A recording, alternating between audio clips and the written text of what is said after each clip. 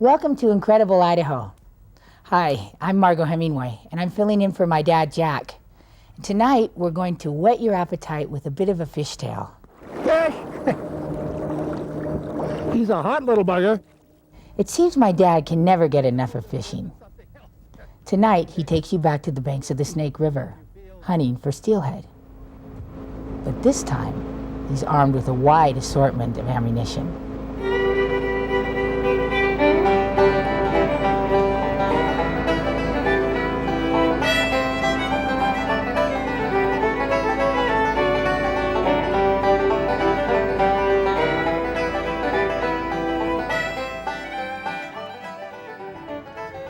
We have a lot more equipment here than anybody would need to use in one day, and the reason we have it is that we're going to show you a little bit today about the different techniques and the different types of fly fishing equipment that are used for catching steelhead, or at least casting to them. This particular rod is a type that commonly used in Norway and even England and Scotland for salmon. And this one is 17.5 feet long, and it casts a double tapered 11 weight fly line. In the old days, when a lot of very large flies were used, these big rods were really important. But I figured I could learn to do it when I saw pictures of the Queen of England doing it, and she's just a little lady, and she had a rod just about that long, and figured she can catch a salmon on the D with this kind of tackle. Maybe old Hem can do it too. The action of a good roll cast needs to be practiced quite a bit. And when you know you've got it is when something happens called the white mouse. The fly comes along the surface and just does a drag, and it sort of drags against the surface until the roll picks it up, and that helps to catapult the line forward. Spey casting was developed on the Spey River. It's also called Welsh casting, but the Spey River has a lot of high trees on both banks, and to fish it, you either do a spey cast or a double spey, which is done on the other side of the river.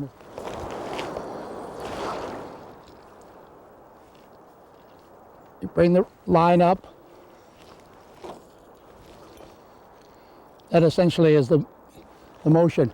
You bring it up, back. The line performs almost a figure eight in the air and changes direction. Now, I'll show you the same technique with a smaller, with a 13.5 foot rod. Now with the 13.5 footer floating line, quite a long leader, and I put on a dry fly. A dry fly fishing for steelhead can be done in the traditional manner of floating a drag-free fly over the fish.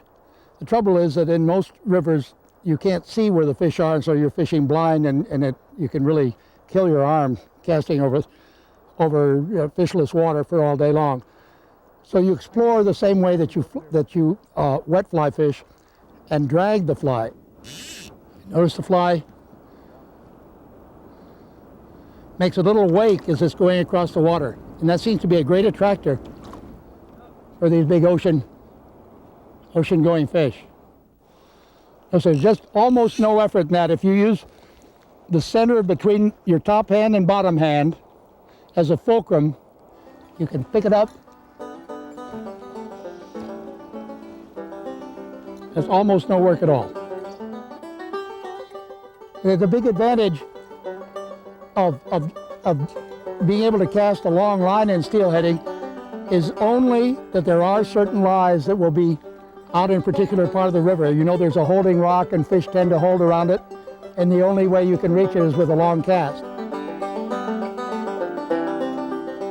Trout fishermen who get started steelhead fishing often have problem understanding how to get the distance. Although a lot of them go to fly fishing schools and they're taught double hauling, it's just not the same with trout tackle. with these lines, once you get the line extended to where the belly is past, the belly's all past the tip of the rod, and you can pick it up and aerialize a little bit more. But the way you get line speed, is by double hauling. And I will do it so you can see. Haul, back up with it, haul. And it increases the speed geometrically. And the whole line that's been down there, I had about 35 feet of line, and it all just shot right out following the leader. The thing about it is you have to get your mental state right so that you fish a portion of the river and as if it were a small stream. And you're not trying to cover that whole darn thing. There's no way anybody can. But these fish are there, and it's exciting to. It's not a personal river, but when you hook a big fish, it's on your side then.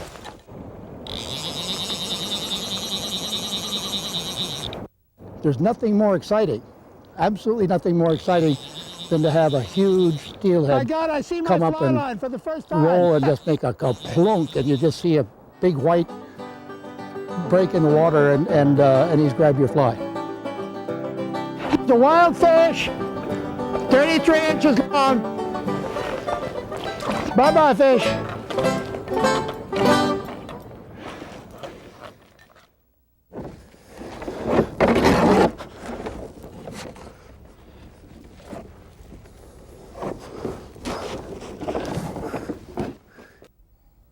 Autumn is the season of the outdoorsman. The big steelhead are running up our rivers. The trumpet of the bull elk can be heard echoing through the forest. And from the skies above, you can hear the sound of goose music. Famous author and conservationist Aldo Leopold once wrote in his book, A Sand County Almanac, "Who alone in our modern life so thrills to the sight of living beauty that he will endure hunger and thirst and the cold to feed his eyes upon it? The hunter."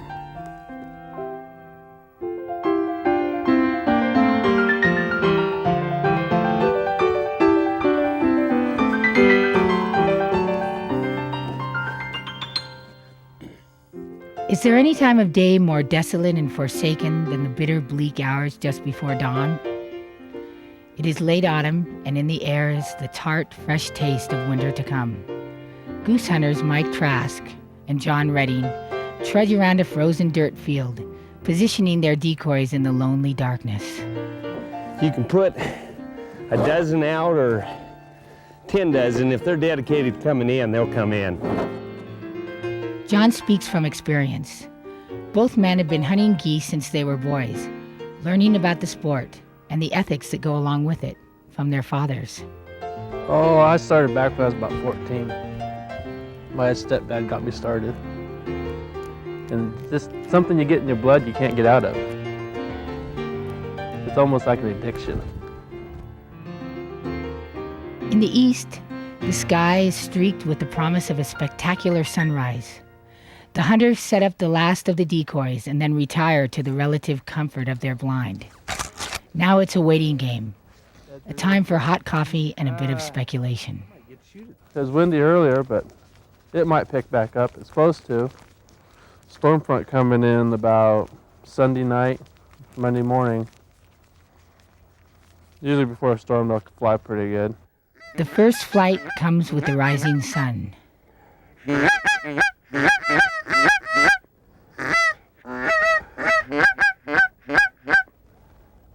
Two wanted to. Yeah.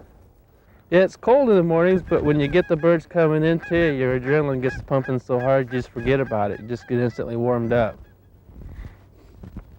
Especially when you get 3 or 4 of them coming in, you don't know which way they're going to go.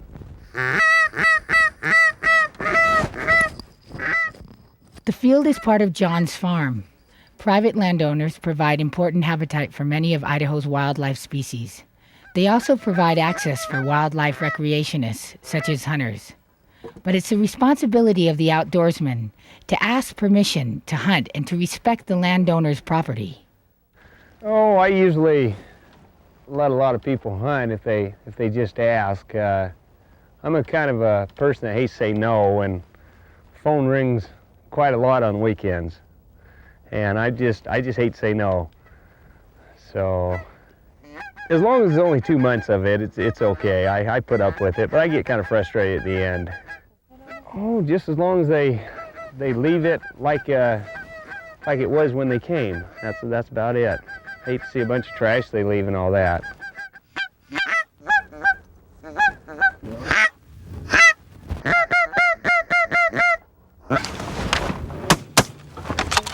Maybe.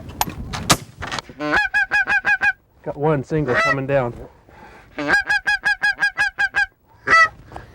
He's up there. Yeah, you want to make that? Think so? Yeah, just wait.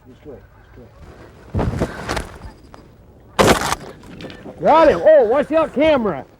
Yeah, it's not. Yeah, pretty good bird. Yeah. Why do we do it?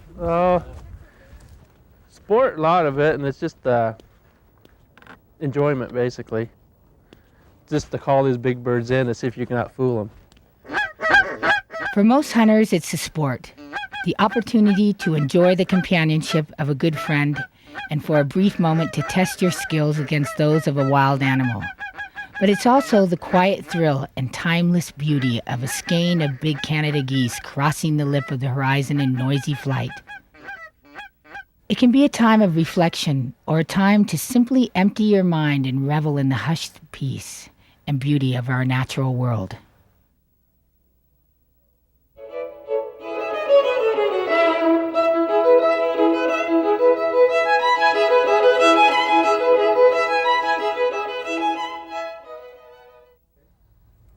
The traditional holiday meal of roast goose dates at least as far back as 1843, when Charles Dickens wrote that classic tale, A Christmas Carol. But many folks tend to shy away from cooking wild goose because of its gamey flavor. In our next story, Boise chef Christopher Brooks will show us the secret to preparing wild game. And the secret to that success is simplicity. There was Christmas in which I really cooked my goose. I prepared it traditionally as you would a turkey. Ended up being absolutely impalatable. And that was because of the fact that I went ahead and cooked it on the bone. What we're doing here is we're taking away the fat, we're taking away the bone, which will take away a lot of the gamey flavor. Christopher begins by preparing the first course, pepper-encrusted goose with stuffed pear, star fruit, and Japanese persimmon salad. After removing the bones, he breads the meat liberally with cracked black pepper and then sets it aside. For the salad, we're doing a pear stuffed with a gorgonzola cheese. And the gorgonzola being pretty close to the same color as the meat of the pear, I'm adding some scallion to it to add some color to it.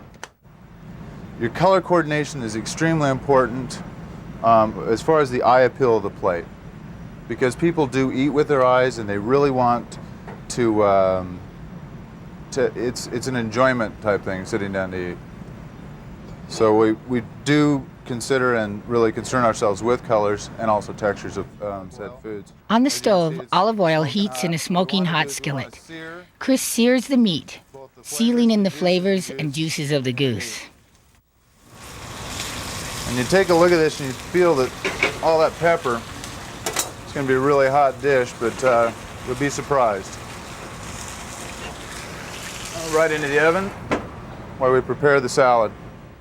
Christopher begins to build the salad by laying a bed of red leaf lettuce.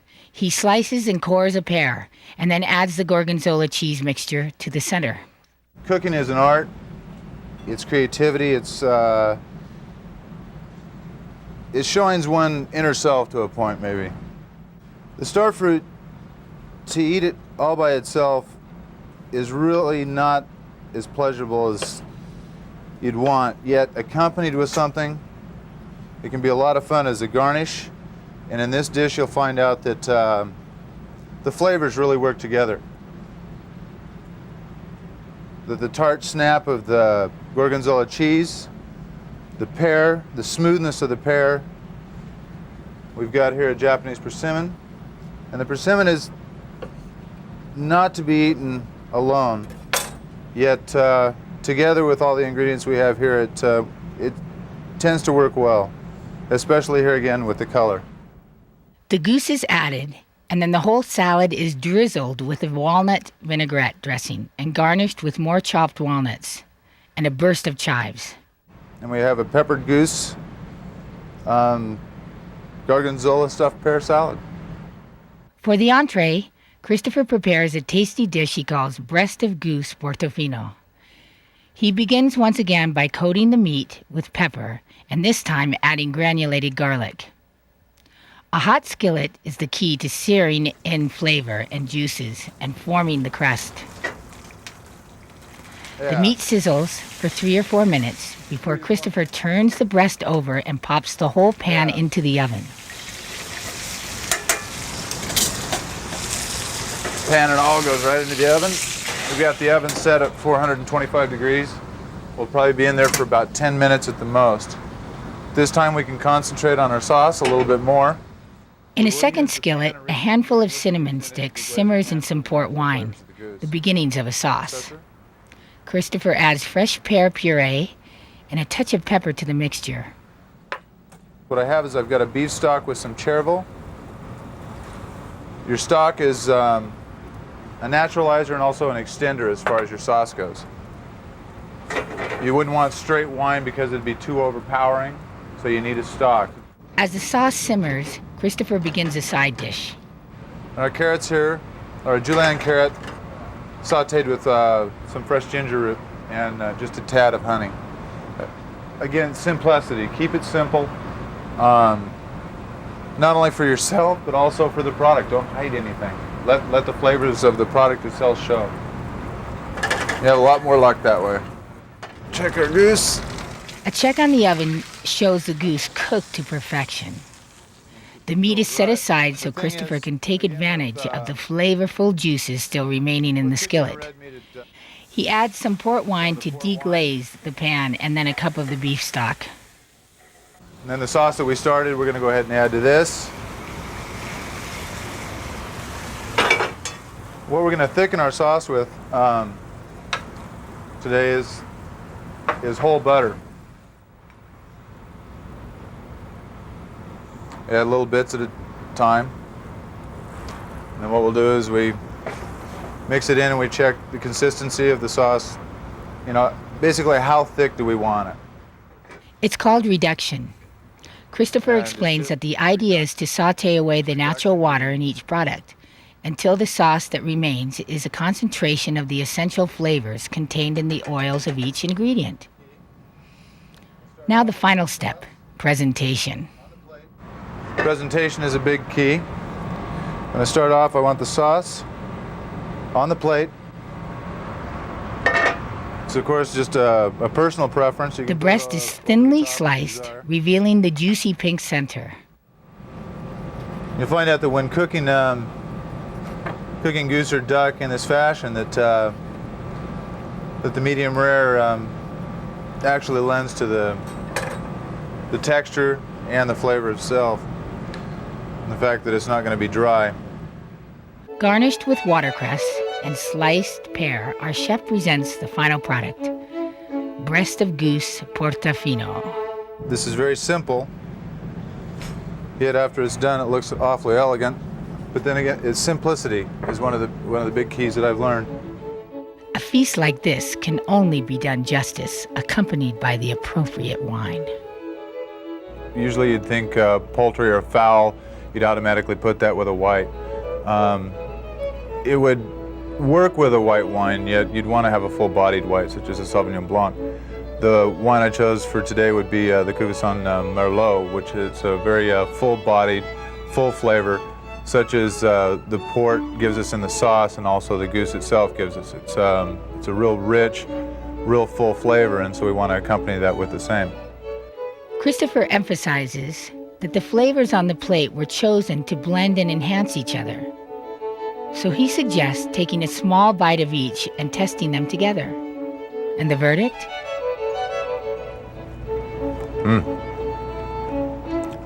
That's good eating.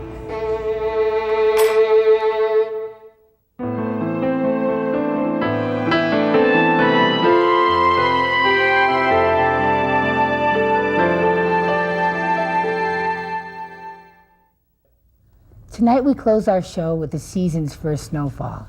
It's so beautiful out there.